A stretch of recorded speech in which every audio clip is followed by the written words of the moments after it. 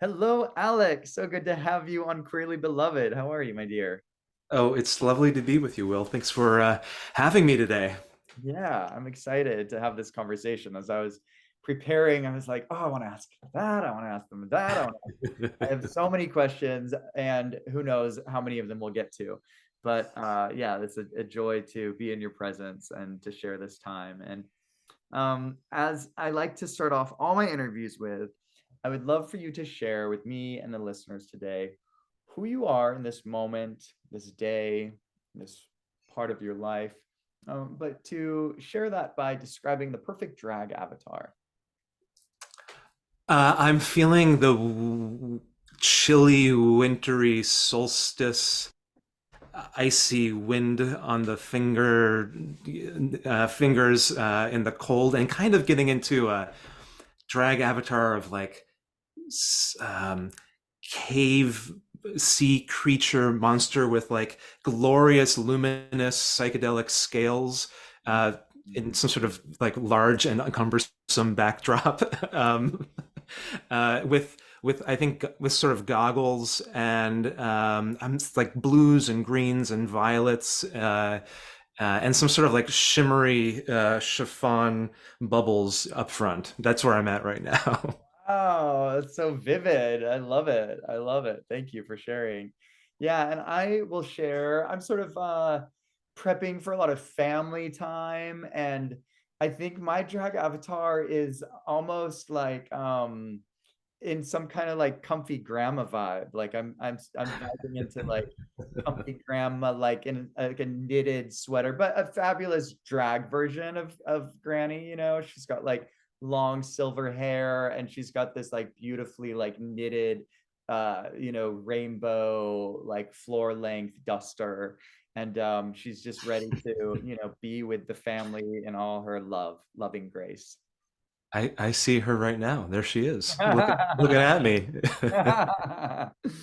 um, so yeah, I am just so excited about your work in the psychedelic community and the bridging of queerness and psychedelics. And it's Yeah. something that feels especially personal to me, as psychedelics in the last couple of years have been a huge part of my personal growth and transformation and in my spiritual path.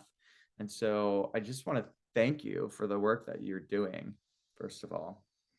Oh, sure. Yeah, and I don't really see myself as so much building a bridge, but sort of just pointing a light to the bridges that are already there, Mm, oftentimes subterranean. Psychedelics have been queer for a long time and have been a big part of queer cultures, subcultures, and above ground cultures. And it's in writing and editing this book, we wanted to highlight those voices and let that not get swept aside by a heteronormative, dismissive culture. yeah, I appreciate that. And I feel like for me, I've had a mixed bag of psychedelic experiences in all queer spaces. And then more recently, showing up in psychedelic circles and being the only queer person in the space and feeling a little isolated and sometimes uncomfortable. And it's actually something that I'm moving in my career towards, is finding ways to create more queer inclusive spaces for that kind of work. Yeah. And so I see the work that you're doing is, yeah, helping to create those bridges, or at least yeah, point them out, as you mentioned. So yeah, one of the chapters in Queer and Psychedelics, which is the new book just out this last week, right? That's right.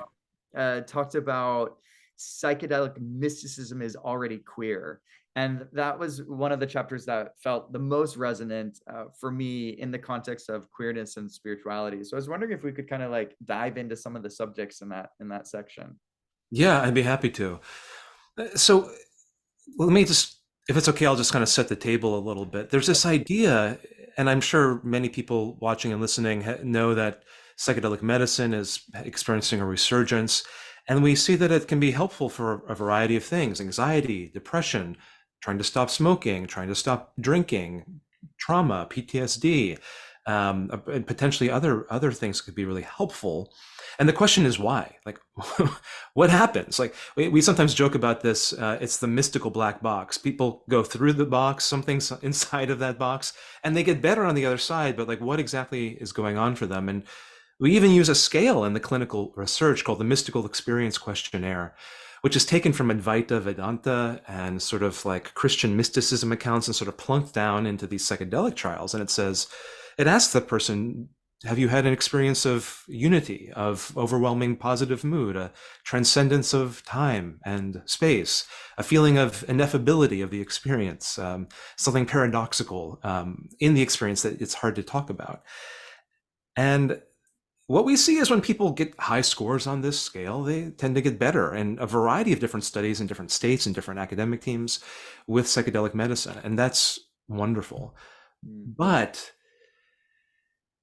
my critique and my question is, what's going on in that black box? And this particular scale conceives of the mystical, the human experience as a single sort of experience. Like there's like a one type of, I mean, this is my read on it, one type of non-dual attainment to a type of mystical consciousness that is sort of the pinnacle at the top of the mountain.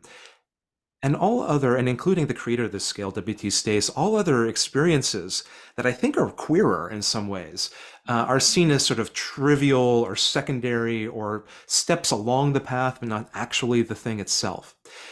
And so I think, and I've talked more, and we can talk more about it if you'd like, that, you know, my experience with mystical experience in talking in many scores of interviews with patients in psilocybin clinical research at Yale and NYU and in the community is that people have a huge multiplicity of varieties of experiences, and that these experiences have a lot in common, oftentimes an overlap with what we think of as queer spirituality or queer experience. They are deeply embodied. And so much of the queer political movement and the queer health movement is a reclamation of the body as a site of pleasure, as a site of ecstasy, as a conduit for both something that is immanent within us and potentially beyond, surpasseth human understanding. And people with psychedelic experiences have big body experiences. They have expulsions of dark matter from their chest. I talked with somebody who had a fear of cancer recurring in her abdomen, and she would eject it from her body, shouting it out. Another man who had fear of a recurrence of testicular cancer, and he exploded it out like a mushroom cloud from his body. And people have shaking, and they see their corpuscles and their blood and their bone. They have experiences of pleasure and ecstasy, you know. The other thing about mystical spiritual experiences is that, you know, they're not all lone meditators on a mountaintop. That's, in fact, they are what Carol Gilligan says in sort of the feminist reclamation of psychology, experiences of care with one another, experiences of deep kin and kindred relationship with one another. And queer communities, queer collectives, is not about the isolated, atomized individual in late liquid capitalism trying to eke out a living. It's about coming into deeper relationship and having those relationships in the spiritual experience, in the medicine experience, be more deeply held, that we experience the real in relationship with one another, and that any single individual's quest to understand the nature of reality as a solo individual, like there is potentially a path there, but it's not the only path. And the path of love, mutual affection, empathic connection is itself a type of liberatory, soulful, human, queer, often not entirely only queer, but queer experience. And then lastly, and there's other pieces to this, is just, besides the idea that we experience nature and the icoros of ayahuasqueros and the sight and the sensuousness and the sound and the rush of the water and the feel of the puma's fur against you and the feel of the wet of the cloud on you. These are sensuous embodied experiences, but they're playful, like queer spirituality can be playful, like radical fairy spirituality can be deeply playful. It's not austere and so self-righteously self-serious. That true transcendent experience can be full of laughter and subversion and attention to tower dynamics, but also turning them inside out, both in our own minds and potentially in the spaces that we inhabit, both with psychedelic medicine and without. And I know I said the last, but I'm going to put one last thing on here, which is that I think that religious, spiritual, mystical experiences are inherently political at heart, in the way that science is political, in the way that political means to be in power relationships with each other. We know this from the movement, the ACT UP movement, and during the plague years of HIV and AIDS, which continue to this day. But in the activist, most active period there, these are spiritual and soulful collective movements that are grounded in a type of queer reclamation of people's own spirituality. And to pretend that they exist in a place, time, and apart from the travesty of war, of suffering, of injustice, of homophobia, of transphobia, of rejection from families, of excommunication from churches, from excommunication from religious schools, it belies the reality, I think, of the queer experience, as I understand it, for many people, experiences is that these experiences are political at heart, and that you can't really have an experience of relationship with the mystical without having it be embedded in these contexts. And in fact, that is itself maybe part of the spiritual message that some people come away from these experiences, that it means returning to the world in a different way. So I'll stop there. Well, so much to unpack, but such good stuff. And yeah, I appreciate you sharing all that. Yeah, one of the things that stands out for me is one of the things that has been challenging for me in the way I've experienced psychedelics personally is that it is almost inevitably a very embodied experience. And I'm often in a space where everyone else is just lying there very still and sort of, I don't know what's going on with their bodies. And for me, it's consistently been in my body and required movement of some kind. And what just came up for me as you were sharing is like, oh, maybe I'm just doing it a queerer way than some of the other people in my space, because it has been very in my body. And then the other piece is that for me, it's been very, very playful. And that play is actually something that has supported me in being with the medicines, that it's the element of play that has helped me in the deepest challenges of those experiences, that I've been able to tap into my playful spirit and energy to move that energy that is creating the unpleasantness, and to be with it in a good way and to learn from it in a good way. And so again, your sharing was like, oh yeah, maybe I'm just doing it the queer way. Which is other people who are not queer can't do it that way. But I think that's the point exactly. It's just that in some of these chapters in Queering Psychedelics, we have an entire section on people going to ayahuasca circles, for example, where they feel like it's not just the gender sorting that happens in some Santo Daime ceremonies where men go on the left and women go on the right, and there's no openness to non-binary experience, but it's even just the little things, like people don't feel like they can lie down with on their tummy in a 7-hour ceremony because they're exposing their butt to the center of the circle, and they have shame about their butt, and they're worried that other people will know that they're queer or gay, and then therefore they're doing something seductive or provocative. And there's this entire inner experience around the level of welcomeness that the person feels in a space which is dominated by heteronormative tropes about what is the right way to perform. If someone wants to get up and dance, are we allowed to dance? Can we move our bodies? Can I move my torso and shoulders and hips on the mat? And in some spaces, that's not really invited, right? And I'm not saying that's the wrong way, but that is a way, and that people, and I think queer people don't feel aren't really always sure. And so there's a sort of self-policing, a self-repression, which I grew up with internalized homophobia, repression of my own instincts to be more fully myself, not knowing if it was entirely safe to be otherwise. And this plays out in ritual context and underground settings. It plays out in clinical methodology context in the clinic, at the psychedelic methods, research centers that are popping up. It plays out when we have safety protocols that don't allow people to move very much because we are afraid of fall risk. Like in any hospital you go to in the United States, there's huge metrics about people falling, and you don't want anyone transferring out of beds into anywhere else, certainly not moving around too much. And so the idea in many indigenous cultures where there's wisdom traditions of actively dancing, spirit possession, of actually moving the body as a way to move the energy, to get in, as you put it, contact with parts of ourselves, with parts of, depending on your worldview, spirit entities that can help us reshape and reshift. The movement can be a type of medicine, but we are afraid of people suing, so then we shut that down. And I don't know that that's anti-queer, but I think that there is in queer dance culture, in like with MDMA in the 80s and 90s, even today with queer use of ketamine and other psychedelics, like there are tropes around movement that arise that are, I think, unique and important. And something that we have to offer in a meaningful way, not just for our own sanctity, but for everybody. We have a seat at the table.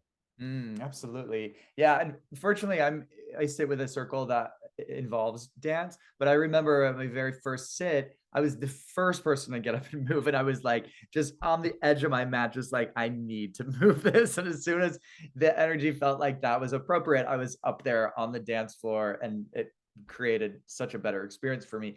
And it's interesting, because I do see that there is this correlation between safety and these protocols, right?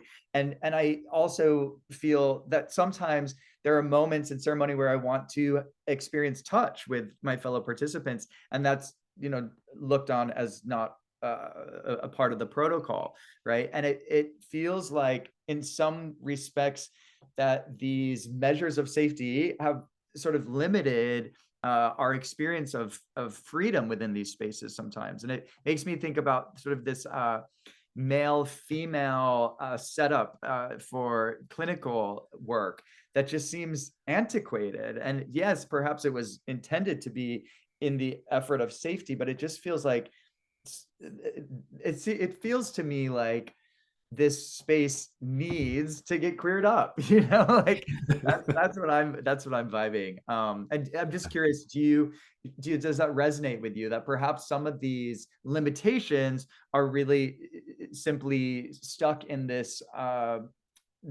perhaps overcautious concern for safety, or perhaps it's not overcautious? I don't know. Well, oof. There's so many real safety concerns to be concerned with. And I have to say, as a psychologist working with somebody, like if somebody's in a chair and they fall out of it and hit their head on the wall, like it's really concerning, especially if they're having a lot of psychedelic medicine in the body. It's like, what's going on for them? Are they safe? Do we need to go to the ER? And so there are real safety concerns. And it has to do with how we as a society hold risk collectively and individually. And we've seen this with the COVID pandemic and how different people have different risk profiles and levels. I think that there's a lot of, I'll switch this idea of the gender dyad with traditionally, I put air quotes around traditionally, conventionally, there's a cisgender male and a cisgender female therapist in the room. And I think that moving away from that has been tarnished or hampered by a lot of fear in the community that I think has to do with fear of sexual abuse happening if there's two men in the room, which reprises really specific stereotype gender tropes around masculinity and men, and boys will be boys and what men do, versus, and then also seeing, and this has been critiqued, the cisgender woman as some sort of protection against ethical or sexual transgressions that might have happened or might happen in the room, which we know have happened in the room, but seeing her as some sort of like stopgap or some sort of protective mechanism, which is in its own way essentializing and belittling. And then all of that, being afraid of a non-binary or a diverse gender spectrum where people of different walks could be paired with clients who come in who want to take psychedelic medicine with different needs, with their own gender identities, with their own preferences for working with people that may not actually match what your presumption would be. And to really just like have a patient focused, client focused understanding of what that might look like. And the field of psychedelic research, I think, has been trying to do something really out there. I mean, like when I first when we first started the team at NYU in 2006, and I was going to conferences in 2001 through today.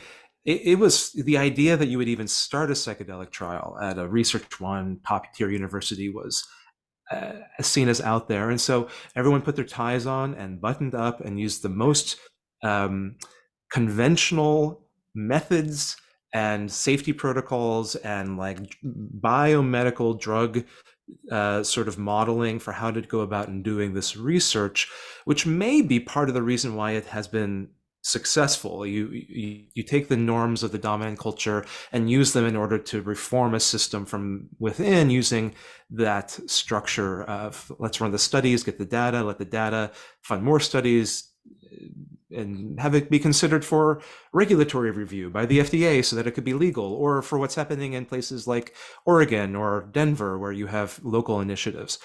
And I think there's a place for that. It's not necessarily a radical place. And so underground, we've also seen a flourishing of and an experimentation with new ways of doing things. And I think if we keep our ethical grounding, we'll be able to proceed with care for one another and care for our own integrity of practice. Yeah, beautiful. Yeah, it makes me think of the Mattachine Society, and Harry Hay was the founding member, and they were dressed in their suits and the women in their like Yes. skirt, and that was early on in Harry Hay's career. And then eventually he was creating the Radical Fairies, and sort of, it had to start somewhere where there was a validation, right? That the heteronormative world could see that and see that gay people could look normal and take those precautions. What's coming up for me too is this idea of like, there is the sort of clinical work that's happening with psychedelics, and then there's the more shamanic work, but also, as I was sharing, often has some protocols and some clear agreements. And then sort of on the other side of that is the ritual space that I believe you and I have both observed and been around, which is, like, for example, the Radical Fairy gatherings, where folks there's very little rules or agreements, right? It's almost a bacchanal fest. And I'm just curious your thoughts on sort of those three windows into transformation, and any ideas around, what the distinction is between those, and perhaps the impact of those. I don't know if you have any thoughts on that, but I'm just curious about, yeah, how there is a wide range of ways that we can experience these psychedelics for transformation. Yeah, absolutely. You know, part of what I think makes this queer is there is not one way. And that I'll tell you, I've worked with people. We're giving them psilocybin, which is the active ingredient in mushrooms, and at pretty high doses on First Avenue in Bellevue Hospital at New York University School of Medicine. And these are sort of like middle-aged people who are like working professionals, lovely people, but they're not going to like the shamanic ceremony. They're not going to the Radical Fair ceremony. And they have said things to me like, it really gives me comfort that I'm doing this thing, this like psychedelic hallucinogen with doctors in white lab coats in the hospital in case anything goes wrong, like I'm going to be taken care of. And they feel, for them, this creates a sense of safety. And I think that some fantastic work has been done even in a setting like that, where you think you want to be in nature or in a big retreat setting, and yet in this little room some beautiful work can happen, as I think happens in hospitals all around every day. um, you know, I think that we have learned and continue to need to learn more from living lineages of shamanic wisdom.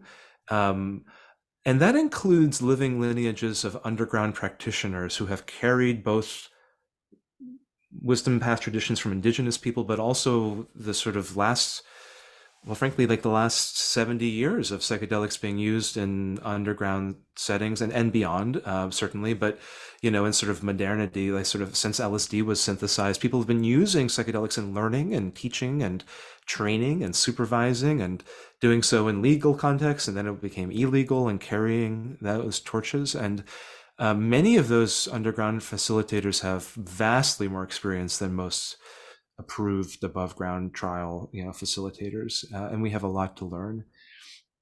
And then radical fairy space, and there's all sorts of queer spaces, but like it's intentionally anti-doctrinal, right? It's like there's no book, there's no dogma. In fact, even the presentation of dogma is like used by the Sisters of Perpetual Indulgence as like a sort of like a playful subversion of the idea of Catholic Church dogma. And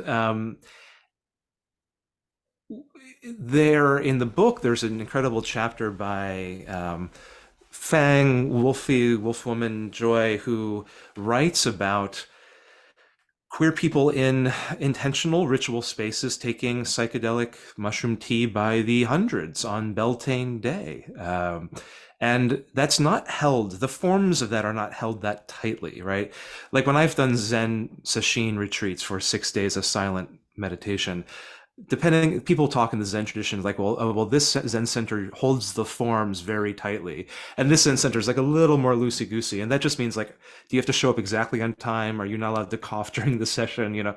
But the radical fairies, like the forms are held very loosely, right? It's never the same ritual twice. It's part of the magic and the magics of Mhm. it.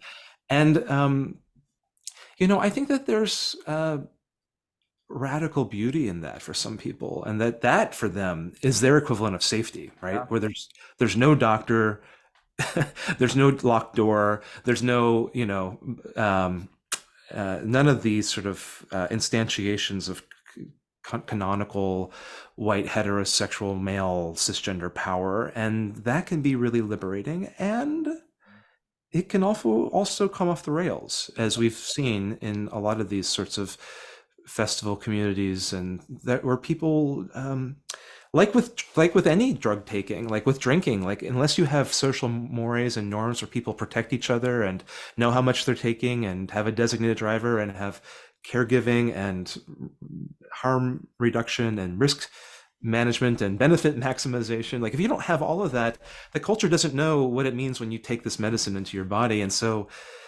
we can do a much better job with all of that. Yeah. Yeah. Thank you for sharing all that. Yeah. It's interesting. On my journey, my experience with psychedelics certainly started off recreationally. And Yeah. then more recently, it's been very much with a strong intention of personal growth, healing, and spiritual development. And one of the chapters that I appreciated talks about psychedelics for the sake of pleasure, right? And it was a reminder to me because I I mean, it's work. Like when I'm working with medicines, it's work. And a lot of times it's pleasant. There's pleasant parts. And ultimately, there's a lot of bliss afterwards or at some point. But often it's like almost more unpleasant, or it's, half and half. So that book, that chapter just reminded me, I was like, oh, yeah, I can do psychedelics for the sheer pleasure of it and just to go in with the intention of joy. It doesn't have to be about releasing all my loneliness or like Yeah. addressing my ancestral trauma. Like I can actually just be with this medicine and experience all the ecstatic bliss of it. So I just wanted to call that out, that that was an invitation to me.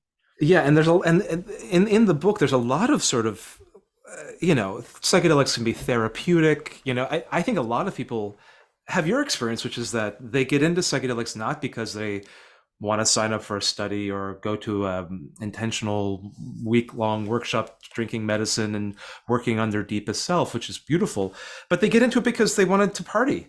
They Yeah. wanted to go out and dance. They wanted to go to the rave or the discoteca, or they wanted to take drugs with their girlfriend, boyfriend, partner, uh, and maybe that for many people leads to, I think, in some ways, an overrepresentation. I mean, there are more queer people, I think, taking medicine and open to taking medicine and doing intentional work with Mhm. medicine. And I think that playful, quote unquote, recreational, or sometimes called quote naturalistic use in the community is like, it can be really beautiful.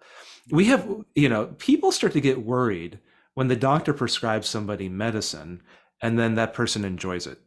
And it's not just the issue of opioids or benzos or people with habit risk forming addictive substances, because I'm talking about something else. But like if people have a good experience, then suddenly red flags start to come up for people. And I don't understand how medicine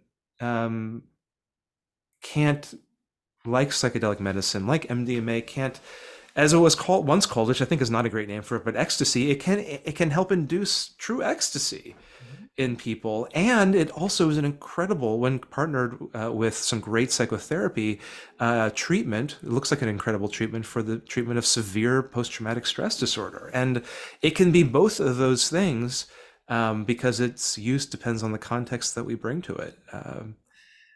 I think it's queer to reclaim pleasure in our bodies, pleasure in our company with one another, and pleasure in entering into non-ordinary consciousness, and to be curious about what comes up there for us.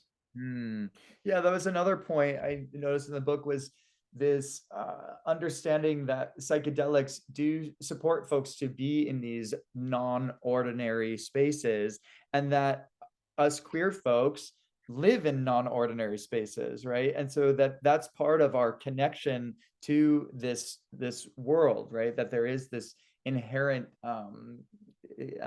desire for queerness and psychedelics to be together. I really appreciated that. And one of the things that I was left with more curiosity about is how the queer community can serve the psychedelic community and vice versa. Yeah. Wow.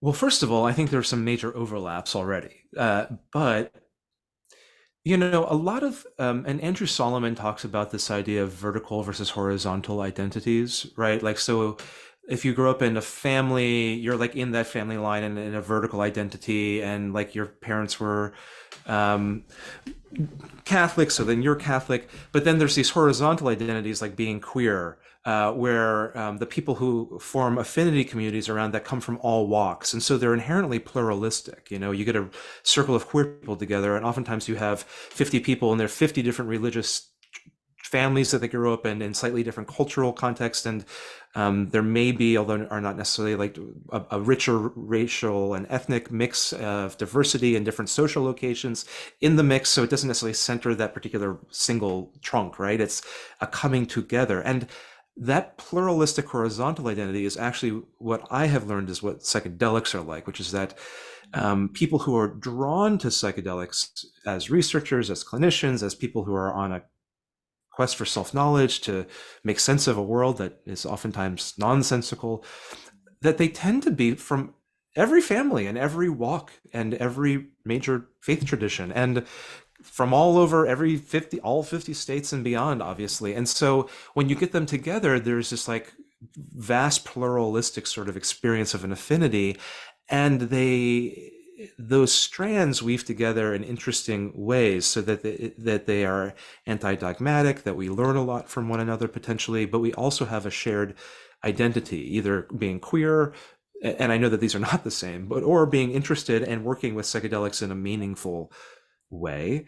Neshe Deveneaux has talked about this as she's used the phrase of coming out of the psychedelic closet, like people coming out as queer and then using that metaphor to come out as somebody who uses psychedelics as a parent, as a person at the workforce. And it does come with risks, and those risks may be asymmetrical with coming out as queer, as gay, but maybe there's like that metaphor language can be helpful. I think that what the queer community though can learn from the psychedelic community is that I think we might even be able to learn something intrinsic about who we are. Like, have you ever like been up late at night with friends and just saying like, what is queerness anyway? Like, there's all these bioevolutionary reasons that uncles better protect their kin and whatever, but like, what's it about? Like, what's the deep meaning of queer people in all cultures walking on the boundary zone between the setting up camp at the edge of the village, right, rather than being right in the center, walking between the sort of normal and seen as abnormal, between sky and earth, between female and male.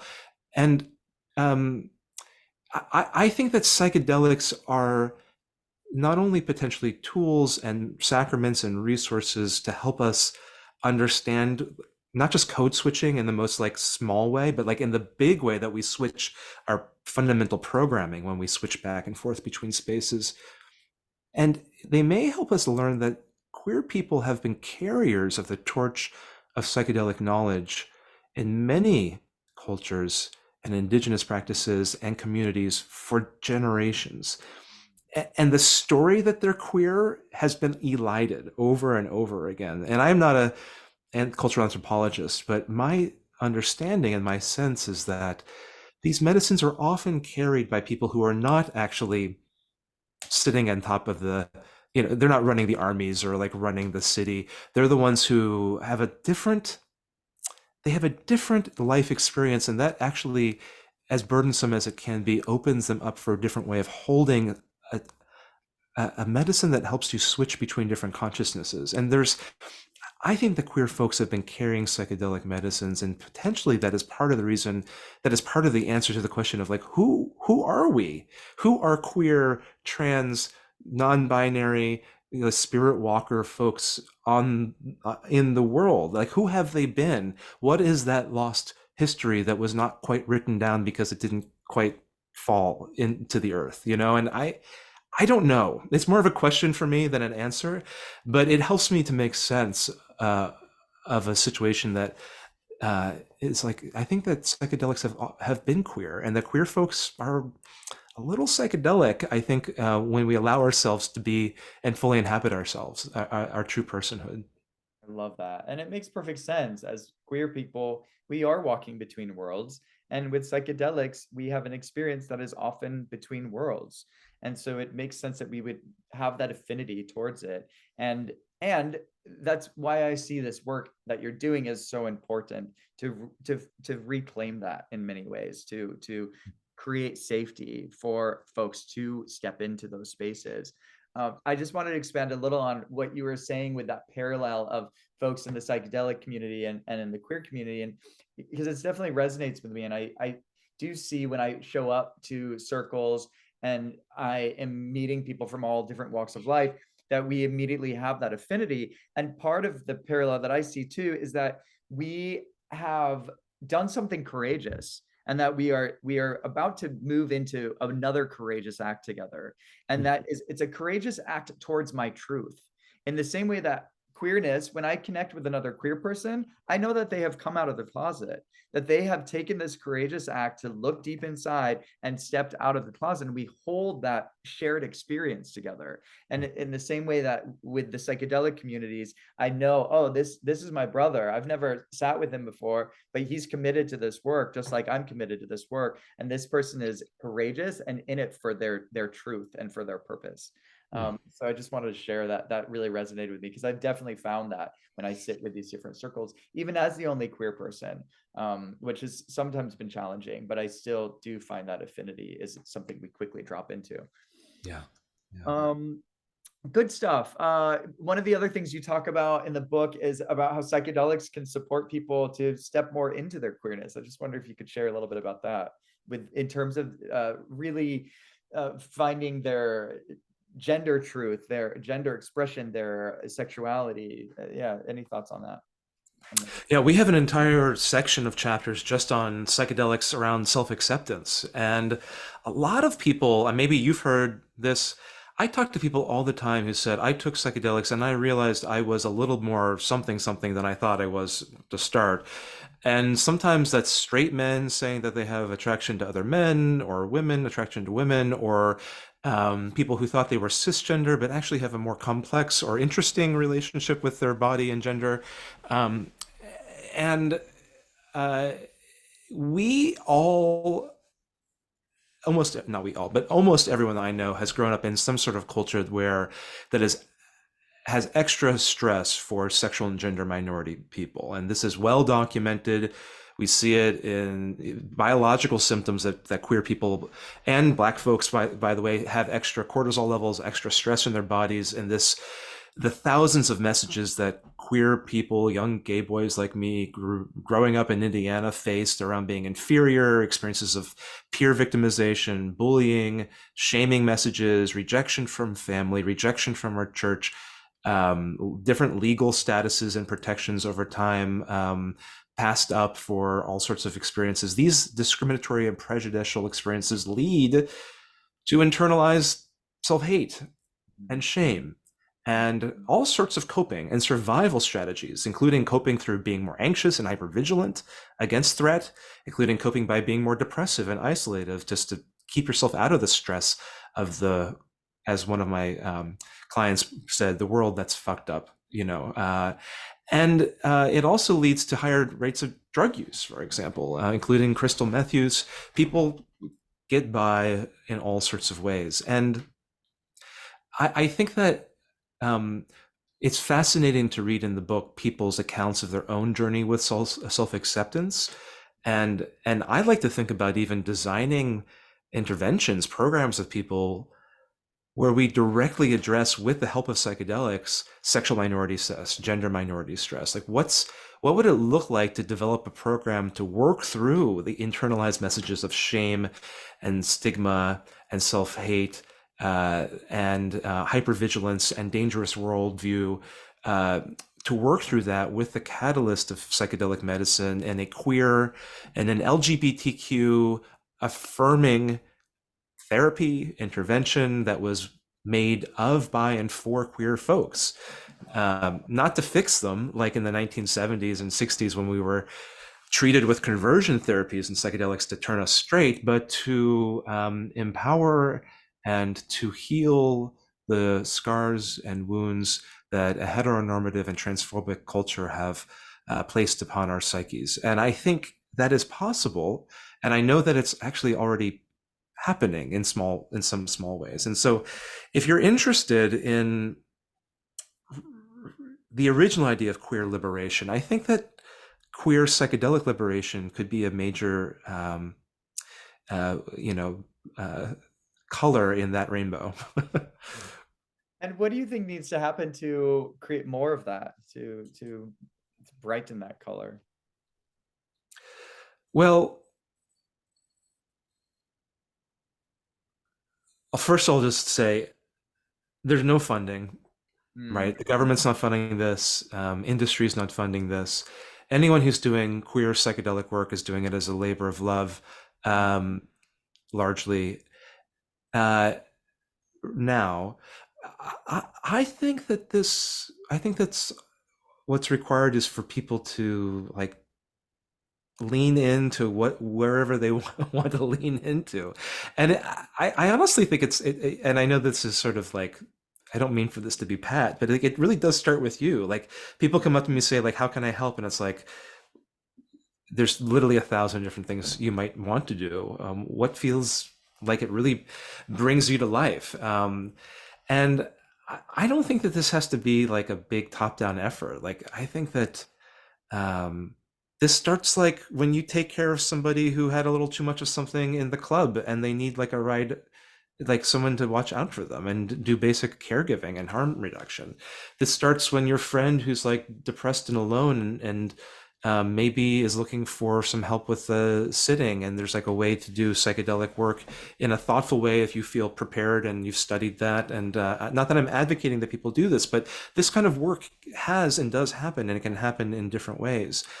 And frankly, it requires us as queer folks and straight and cisgender folks to like do your own damn work. And that means reflexively attending to the ways that you instantiate heteronormative dominance in your treatment, in the way that you don't ask for pronouns when people come in the front door, you don't ask for their preferred name, and you haven't done your own disinterring of the sort of privilege um, that leads a lot of trans folks and a lot of queer folks to just like show up at the clinic and then to leave because they have a set of bad experiences. And I think that we can ally together with other marginalized diverse groups um, around a lot of these issues, and that's what I see happening. And it's messy and it's sometimes brutal and it's oftentimes really awesome. So that's my take on things right now. Yeah. Oh, yeah, and I love you calling it a labor of love, and it's something that I'm setting some intentions around myself. I'm planning a queer medicine circle in 23 with that intention of creating space for folks to look at some of Wow. their challenges together. Wow, Um, that's this has been amazing. I have like a bunch of questions that I didn't get to, but maybe we'll do this again sometime. I'm so grateful that we were able to have this conversation. It's been super enlightening and exciting. Is there any final words you want to leave the listeners with? Any final messages you want to share? uh, don't lie to yourself about who you are. Mm, yes. Thank you. And um, that seems a little harsh, but I say it because I in working with queer folks taking psychedelics, there is the possibility for new openings to understand our relationship with ourselves, uh, our partners, our bosses, and the people that we work with and that work for us, and our power relations, and not lying to ourselves about who we are is like it just needs to happen, and it can Mm, at any age, at any time in life. yes. Powerful invitation to leave us with. Thank you so much, Alex. I appreciate your time. Thank you so much for having me. This is delightful. I'd love to do it again. You take care. Awesome. You too.